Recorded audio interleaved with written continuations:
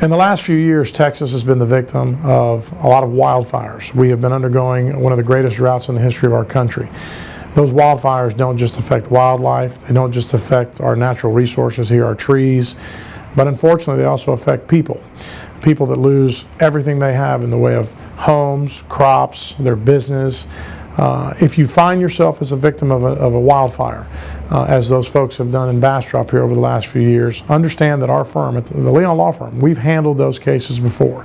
In fact, we gladly and proudly represented over 20 families in Bastrop, reached a result in the middle of our trial in Bastrop, and had a very successful outcome for them. And they were all victims of a wildfire. They had lost anything from cars or life mementos to homes to animals.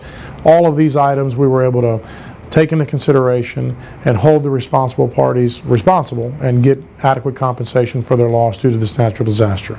The Leon Law Firm can help you in the case of a wildfire.